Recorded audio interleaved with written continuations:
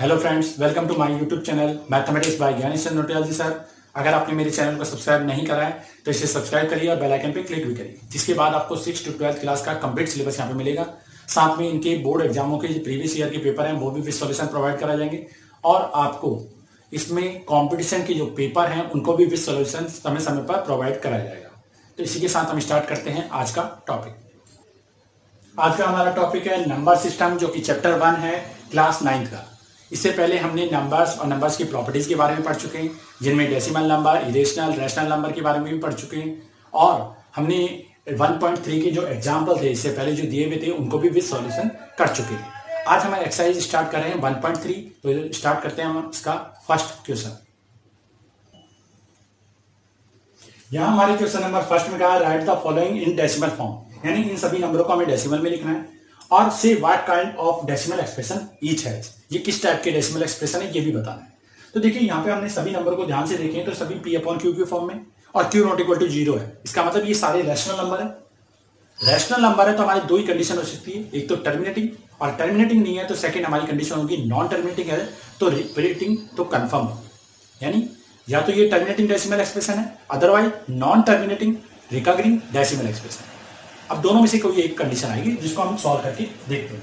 तो देखिए question number first, जो इसका फर्स्ट पार्ट है जिसमें कहा है 36 अपॉन 100।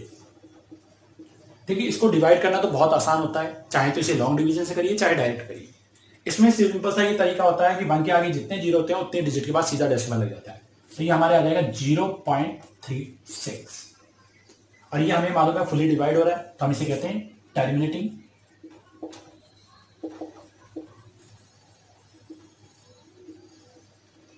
डेसिमल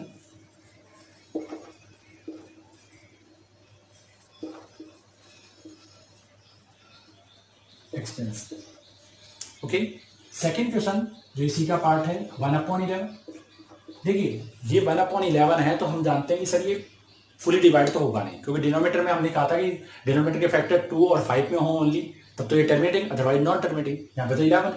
तो अब 11 को हम डिवाइड करके लिखेंगे तो देखिए चाहे तो आप लॉन्ग डिवीजन में रफली वर्क कर सकते हैं, नहीं तो अदरवाइज यहाँ पे डायरेक्टली आंसर भी आ सकता है। देखिए मैं यहाँ पे करके दिखा देता हूँ। 11 से जब 1 को डिवाइड करें तो पहले तो डिवाइड होता नहीं, 0 लग गया वैसे, यहाँ पे हमने फिर 0 लिख दिया, अभी डिवाइड नहीं हो रहा तो यहाँ पे हम क्या करेंगे एक और 0 लगा देंगे, फिर ये हो गया 100 और अब आगे 11 9 जा 99, फिर वापस से बनाएंगे, फिर एक 0 डिवाइड नहीं हो रहा तो यहाँ पे 0 लिख देंगे, फिर 0 100 फिर 99 आएंगे। इसका मतलब है हर बार 0909 रिपीट हो रहा है, ये रिपीट हो रहा है तो इसका आंसर आ जाएगा 0.09 बार, जो कि हमें दिखाई दे रहा है क्या है, नॉन टर्मिनेटिंग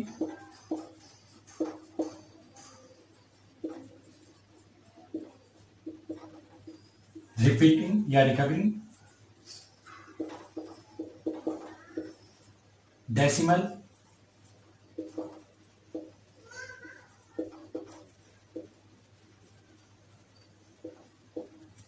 डेसिमल एक्सपेंस। अब इसी तरीके से हम इसका थर्ड पार्ट भी सॉल्व करेंगे, जिसमें दिया है 4 1/8, तो 8 4 जा 32 133/8। अब इसको हम डिवाइड करना चाहें तो इसी तरीके से रफली डिवाइड करके देख सकते हैं, बट यहाँ पे हम देखेंगे 8 4 जा 32, 1 रिमाइंडर डेसिमल लगाया 10, 8 1 जा 8, 2 रिमाइंडर 20, 8 2 जा 16, 4 रिमाइंडर 40, 8 5 जा 40। आप चाहे तो इस तरीके से लॉन्ग डिवीजन में डिवाइड करके कर सकते हैं, इसमें कोई बड़ी बात नहीं।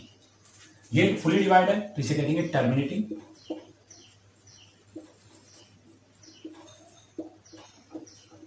डेसिमल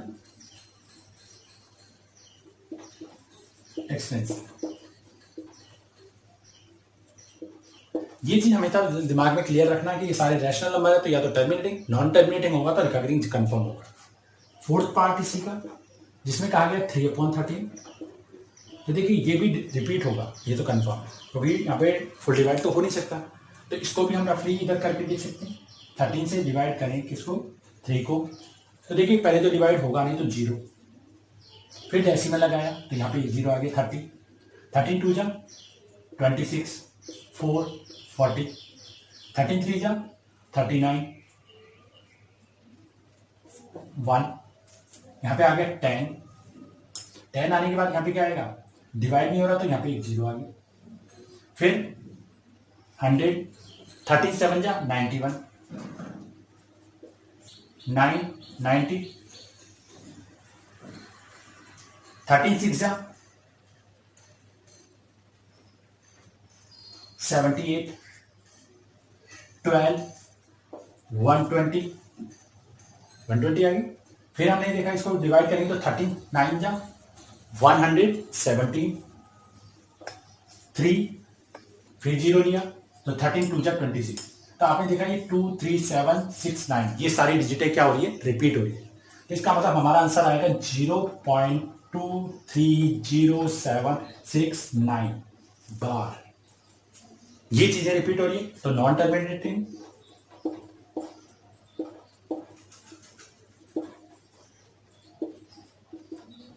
रिकवरी, डेसिमल, एक्सपेंसिव हो गया। नेक्स्ट फिफ्थ पार्ट में है 2/11। अब देखिए 1/11 हम कर चुके हैं, तो इसके दो तरीके हैं, या तो आप डिवाइड करके देखो, और सेकंड एक बहुत ट्रिकी मेथड कहते हैं उसे। देखिए 1/11 हमें पता है, जो आया ना उसको 2 से मल्टीप्लाई कर दो, 2/11 हो जाएगा। इसका मतलब इसको अगर हम 2 से मल्टीप्लाई कर दें तो हमारा आ जाएगा 0.18 बार। आप चाहे तो करके देख लीजिएगा, यही आंसर है। 11 0 डेसिमल लगाया तो 20, 11 बन जाए 11 9 90, 11 8 जाए 88, फिर वापस से रिमाइंड 2। तो इसका मतलब है जब हमारे 1/11 पता हो तो 2/11 बन जाता है। इसे कहते हैं नॉन टर्मिनेटिंग।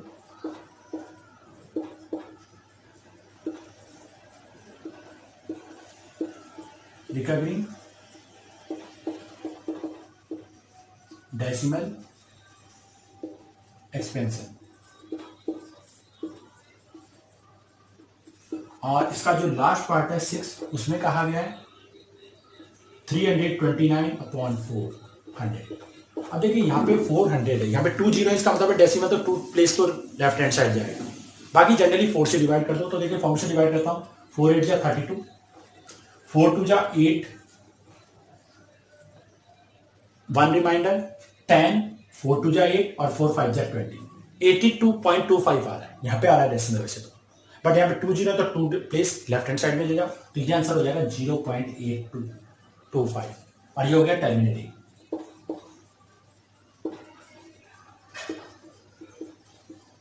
Decimal, expensive.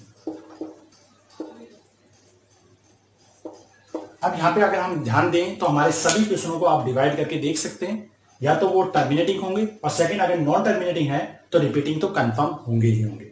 इसी के साथ हमारा जो क्वेश्चन नंबर 1 है वो कंप्लीट होता है। हमारे क्वेश्चन नंबर 2 में कहा है, हम जानते हैं 1/7 इक्वल टू होता है 0.142857 बार।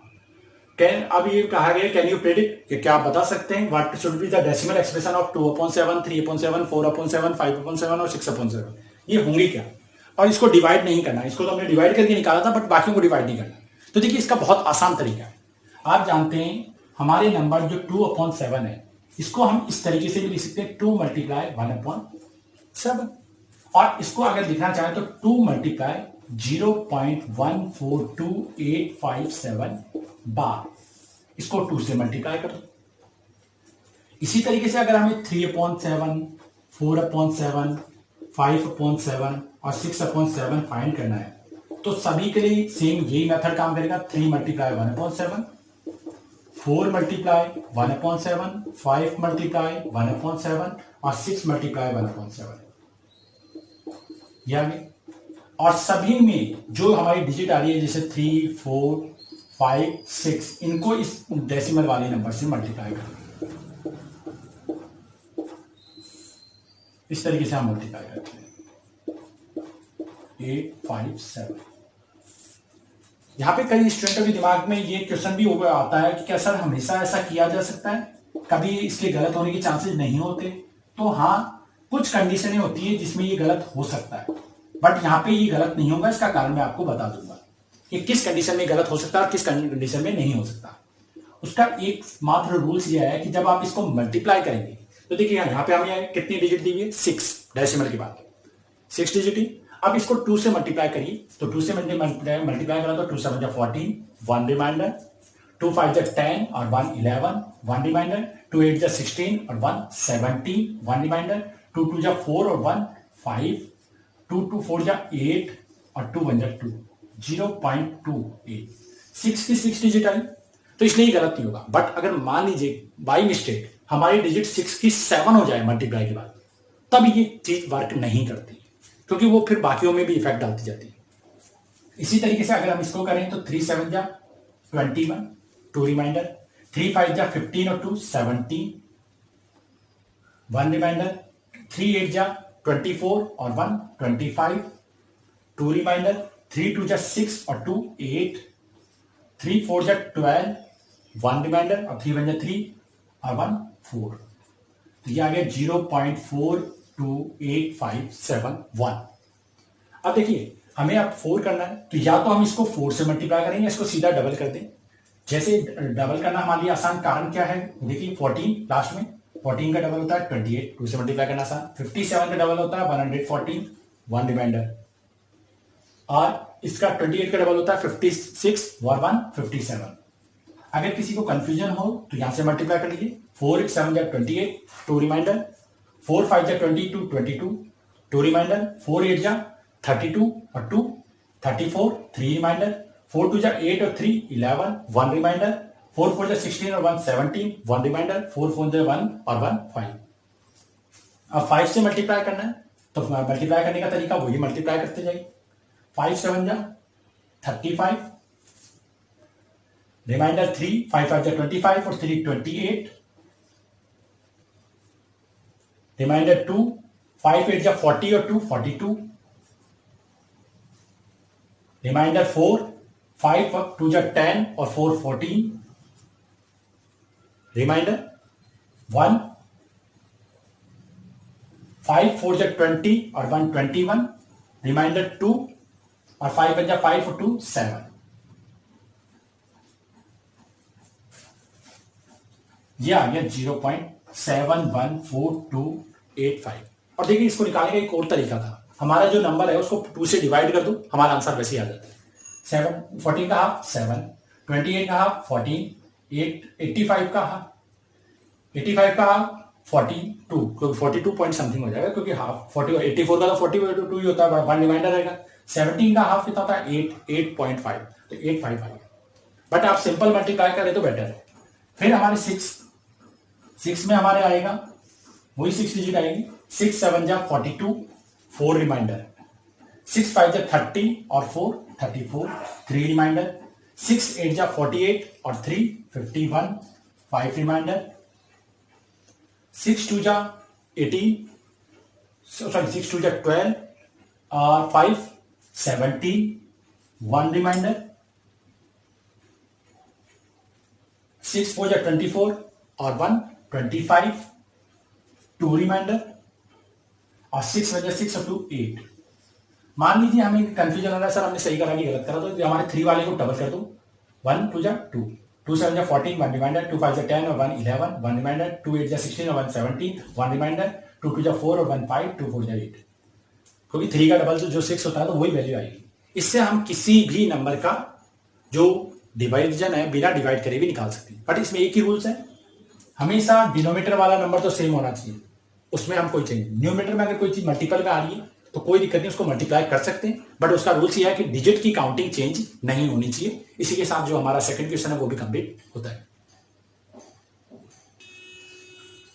यहां हमारे क्वेश्चन नंबर 3 में क्या है, express the following in p upon q form where p q are integer and q not equal to 0। देखिए हम डेसिमल नंबर को जैसे ही देखते हैं हमें ये समझ में आ जाता है कि ये नॉन टर्मिनेटिंग तो है बट रिपीटिंग है, क्योंकि सब में बार आया हुआ है, तो ये रैशनल नंबर ही होंगे, तो इनको पी अपॉन क्यू की फॉर्म में लिख सकते हैं। तो इसको लिखने का सबसे पहला तरीका ये होता है कि अगर हम किसी भी पार्ट को सॉल्व करना शुरू करते हैं तो सबसे पहले लिखते हैं लेट x इक्वल टू 0.6 बार का मतलब क्या है 666। इसको हम इक्वेशन फर्स्ट मान लेते हैं। फिर हम इसको सॉल्व करने चाहते हैं तो हम लिखते हैं मल्टीप्लाई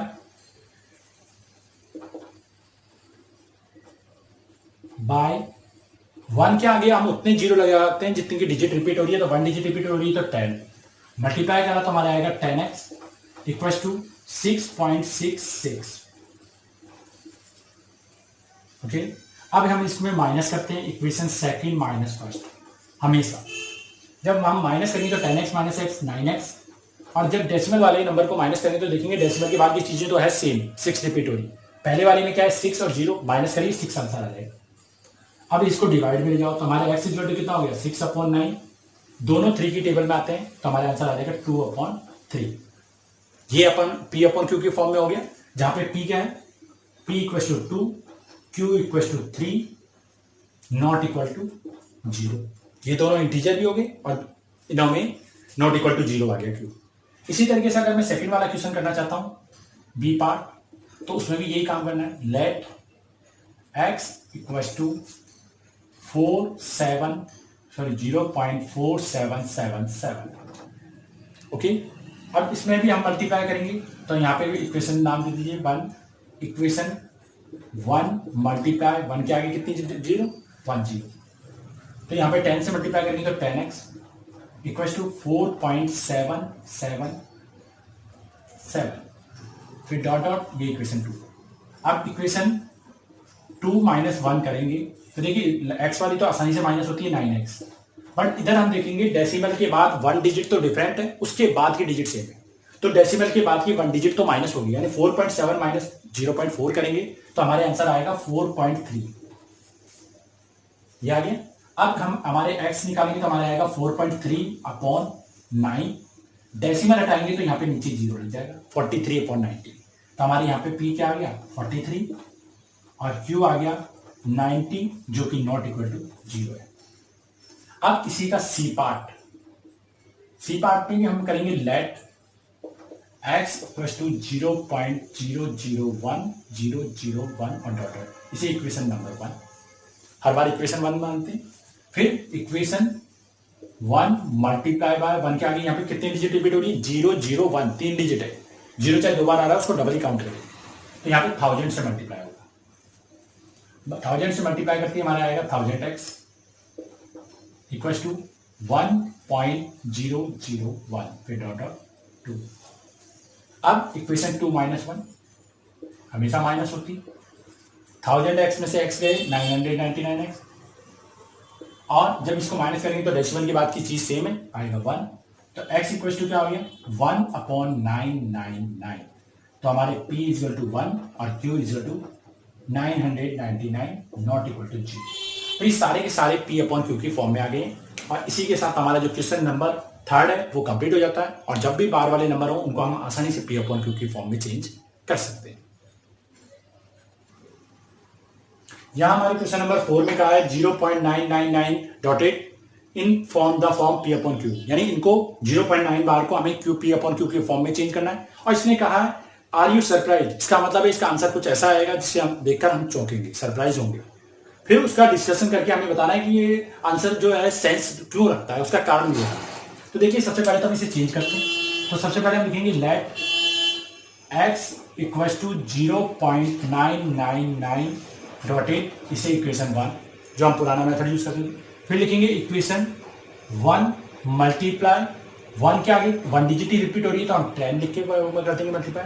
फिर हम लिखेंगे 10x इक्वल टू 9.99, ये हमारी इक्वेशन 2 आ गई। अब माइनस कर दीजिए इक्वेशन 2 माइनस 1, जब हम इसे माइनस करेंगे तो हमारे आएगा 9x इक्वल टू, और इधर माइनस करेंगे तो डेसिमल की बात की भी चीज सेम है तो हमारे इधर भी 9 आ जाएगा, तो हमारे x इक्वल टू कितना आ जाएगा 9/9 यानी 1।